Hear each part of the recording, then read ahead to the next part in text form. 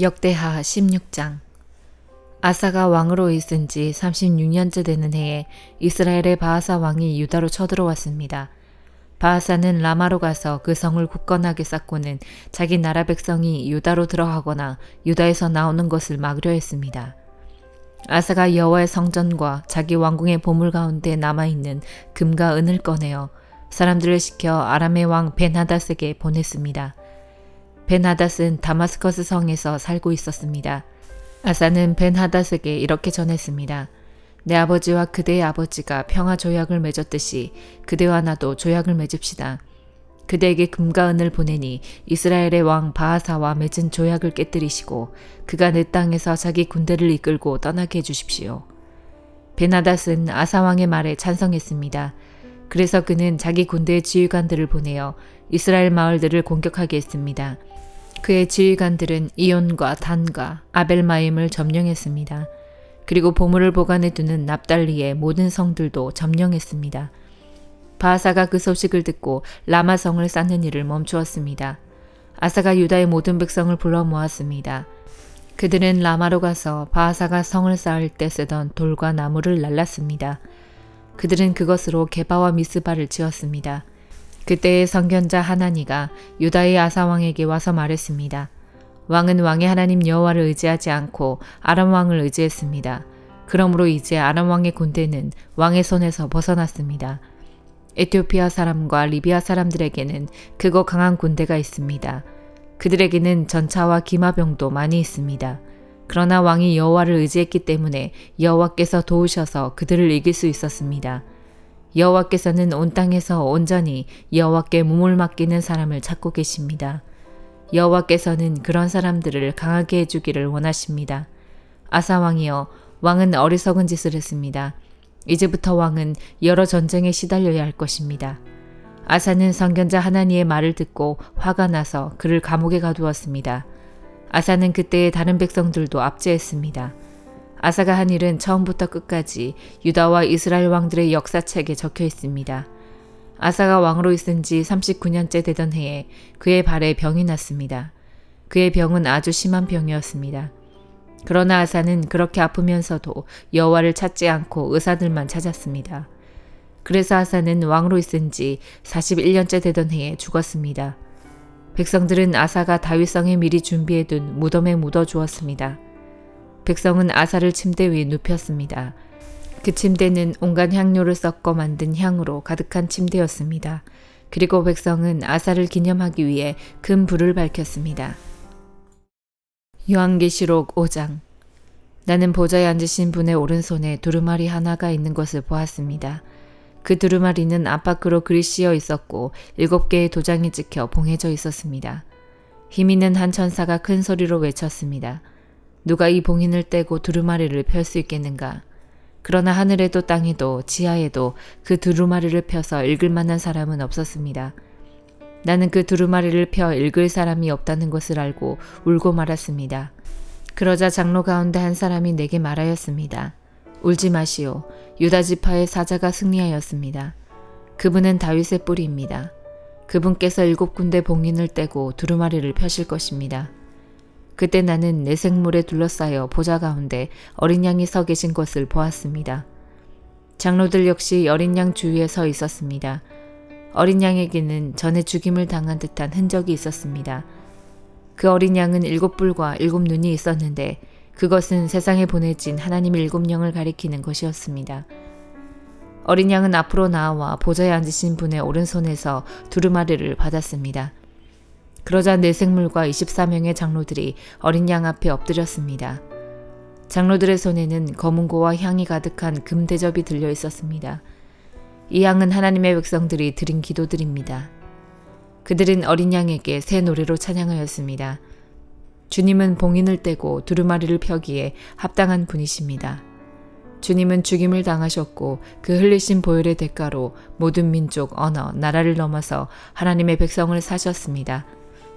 피로 산 그들을 하나님 나라의 제사장으로 삼으셨으니 그들이 이 땅을 다스릴 것입니다. 그 후 나는 수많은 천사들의 음성을 들었습니다. 천사들은 보좌와 내생물과 장로들을 둘러싸고 있었습니다. 그 수가 너무 많아 셀 수조차 없었습니다. 천사들은 큰 소리로 외쳤습니다. 죽임을 당하신 어린 양은 능력과 부귀와 지혜와 힘, 존귀와 영광과 찬양을 받으실 분이십니다. 하늘과 땅과 땅 아래 바다에 있는 모든 것들이 외치는 소리도 들었습니다. 보좌에 계신 분과 어린 양께 찬송과 존귀와 영광과 능력을 영원 무궁히 올려드립니다. 그러는 동안 네 생물은 아멘으로 합창하고 장로들은 엎드려 경배하였습니다. 스가랴 1장. 다리오 왕 2년 8째 달에 여호와께서 이또의 손자이며 베레기야의 아들인 예언자 스가랴에게 말씀하셨습니다. 나 여호와가 너희 조상에게 크게 노하였다. 그러므로 너는 백성에게 말해라. 만군의 여호와께서 말씀하셨다. 나에게로 돌아오라. 만군의 여호와의 말씀이다. 나도 너희들에게 돌아가겠다. 만군의 여호와께서 말씀하셨다. 너희 조상처럼 되지 마라. 옛적의 예언자들이 너희 조상을 향해 만군의 여호와께서 너희 악한 길과 악한 짓을 버리라고 말씀하셨다 하고 말했다. 그러나 너희 조상은 내 말을 듣지도 않았고 귀를 기울이지도 않았다. 여호와의 말씀이다. 너희 조상들이 어디 있느냐? 예언자들이 영원히 살겠느냐? 내가 내 종 예언자들에게 명령하였던 내 말과 규례들을 너희 조상이 무시하였다. 결국 그들은 만군의 주께서 우리의 행실과 행위에 따라 우리를 벌하시려고 생각하셨던 대로 우리에게 그같이 행하셨도다 라고 후회하며 말했다. 다리오 왕 2년 11째 달 곧 스발월 24일에 여호와께서 이또의 손자이며 베레기야의 아들인 예언자 스가랴에게 임하셨습니다. 지난밤에 내가 환상을 보았다. 어떤 사람이 붉은 말을 타고 골짜기의 화석류 나무 사이에 서 있었다. 그 사람 뒤에는 붉은 말, 갈색 말, 흰 말들이 있었다. 내가 물었다. 주여, 이것들이 무엇입니까? 나와 더불어 말하던 천사가 대답했다. 이 말들이 무엇인지 내가 보여주겠다. 그때 화석류 나무 사이에 서 있는 사람이 말했다. 이 말들은 여호와께서 온 땅을 둘러보라고 보내신 말들이다. 그때 말 탄 사람들이 화석류 나무 사이에 서 있는 여호와의 천사에게 말했다. 우리가 온 땅을 둘러보니 모든 것이 조용하고 평안했습니다. 그러자 여호와의 천사가 말했다. 만군의 여호와여, 언제까지나 예루살렘과 유다 성들에게 긍휼을 베풀지 않으시렵니까? 벌써 70년 동안이나 그들을 향해 진노하고 계십니다. 그러자 여호와께서 나와 함께 말하던 천사에게 대답하셨다. 주의 말씀은 은혜로운 위로의 말씀이었다. 천사가 내게 말했다. 이 말씀을 선포하여라. 만군의 여호와께서 이렇게 말씀하셨다. 내가 예루살렘과 시온을 열렬히 사랑한다. 그러나 안일함을 즐기는 다른 나라들에게는 크게 진노한다. 내가 나의 백성에게 조금밖에 화내지 않았으나 그들은 나의 생각보다 더 많이 내 백성을 괴롭혔다. 그러므로 나 여호와가 이렇게 말한다. 내가 긍휼을 보이기 위해 예루살렘으로 돌아가겠다. 내 성전이 다시 세워질 것이다. 나 만군의 여호와의 말이다. 사람들이 측량줄을 가지고 예루살렘을 다시 짓게 될 것이다. 또 이와 같이 선포하여라. 만군의 여호와께서 이렇게 말씀하셨다. 내 성들이 다시 번영하게 될 것이다. 내가 다시 시온을 위로하겠다. 내가 다시 예루살렘을 선택하겠다. 내가 위를 올려다보니 짐승뿔 4개가 보였다. 그래서 나와 더불어 말하던 천사에게 물었다. 이것이 무엇입니까? 천사가 말했다.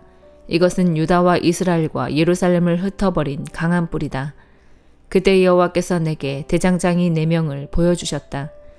내가 물었다. 이들은 무슨 일을 하려고 왔습니까? 주께서 대답하셨다. 그들은 저 4뿔들을 두려움에 떨게 만들며 또 꺾어버리려고 왔다.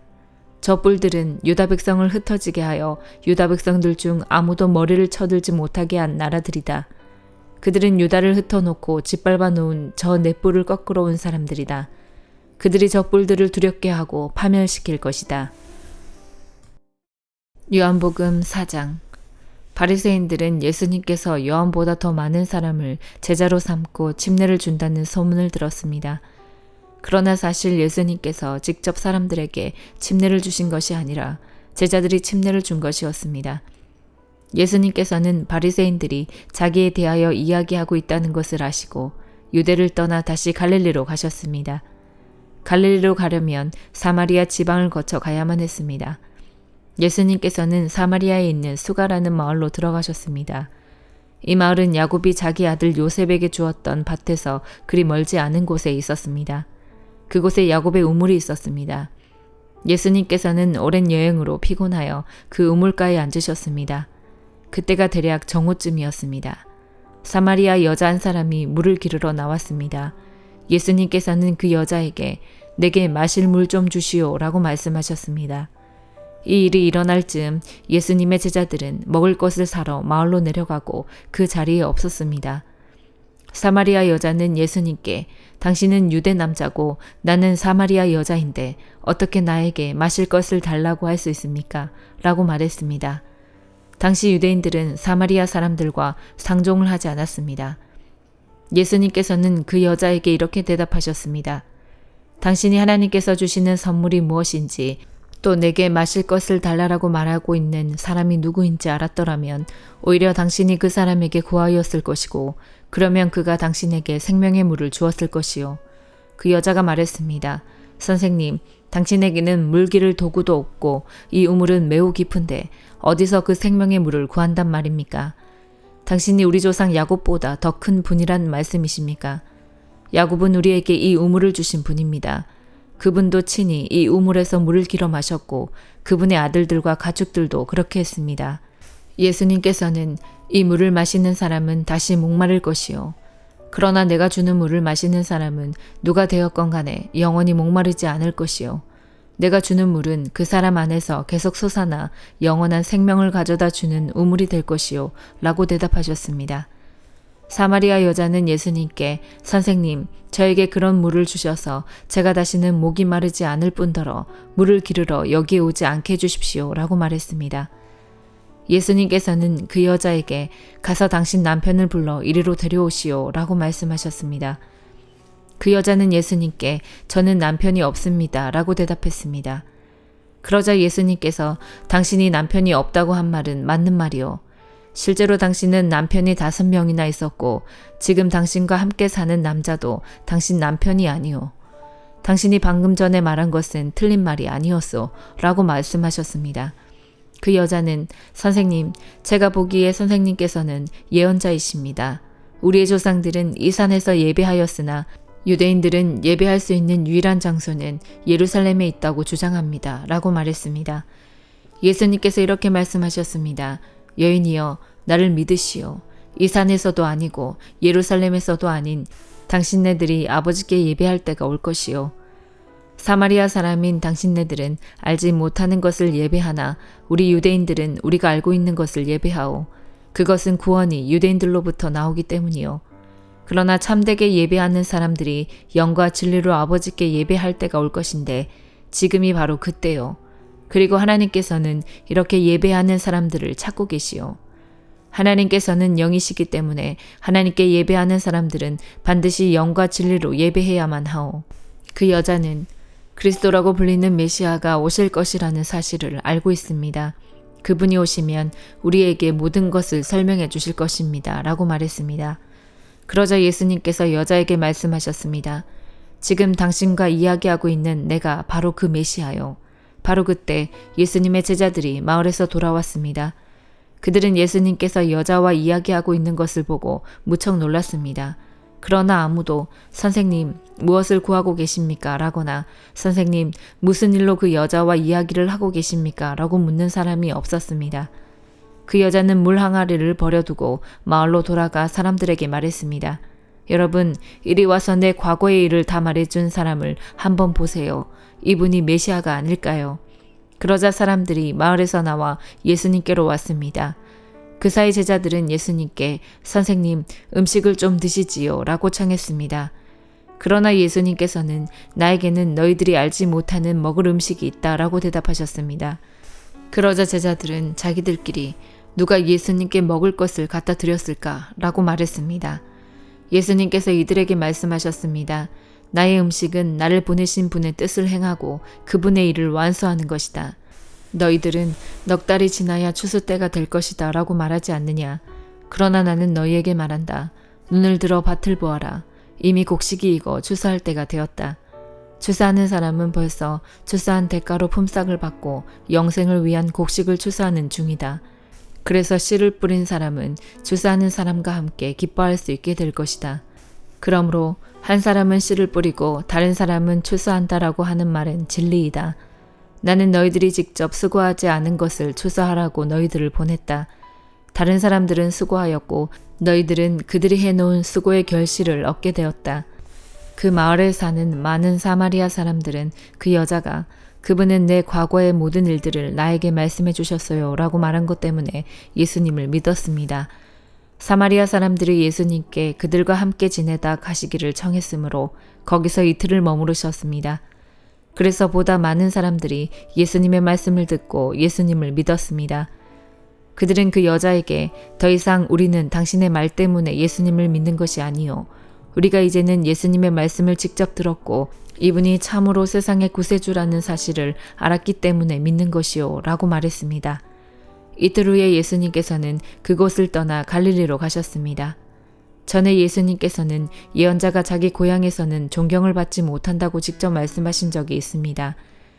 예수님께서 갈릴리에 도착했을 때 그곳 사람들은 예수님을 환영했습니다. 왜냐하면 그 사람들은 유월절에 예루살렘에서 예수님께서 하신 모든 일들을 보았으며 또한 자신들도 유월절에 그곳에 있었기 때문입니다. 예수님께서는 갈릴리 가나를 또 방문하셨습니다. 이곳은 예수님께서 물로 포도주를 만드셨던 곳입니다. 이곳에는 높은 지위를 가진 왕의 신하 한 사람이 살고 있었습니다. 그 신하의 아들은 병에 걸려 가버나움에 있었습니다. 왕의 신하는 예수님께서 유대 지방에서 갈릴리로 오셨다는 소식을 듣고 예수님께 찾아가 가버나움으로 오셔서 자기 아들을 낫게 해달라고 간청하였습니다. 그 신하의 아들은 거의 죽기 직전에 있었습니다. 예수님께서 왕의 신하에게 말씀하셨습니다. 너희는 표적과 기이한 것들을 보지 않으면 전혀 믿으려 하지 않는다. 그 신하가 말했습니다. 선생님, 제 아들이 죽기 전에 가버나움으로 오십시오. 예수님께서 대답하셨습니다. 가시오. 당신 아들은 살 것이오. 그 사람은 예수님께서 자기에게 하신 말씀을 믿고 집으로 갔습니다. 그 사람은 집으로 가는 도중에 자기의 하인들을 만나 자기 아들이 살아났다는 소식을 들었습니다. 왕의 신하가 자기 아들이 낫게 된 때를 묻자 하인들은 어제 오후 1시 무렵부터 열이 떨어졌습니다. 라고 대답했습니다. 아이 아버지는 그때가 바로 예수님께서 당신 아들은 살 것이요 라고 말씀하신 그 시각과 정확히 일치한 것을 알고 자기와 그 집의 모든 사람이 예수님을 믿었습니다. 이것은 예수님께서 유대에서 갈릴리로 오신 후 행하신 두 번째 표적이었습니다. 아멘.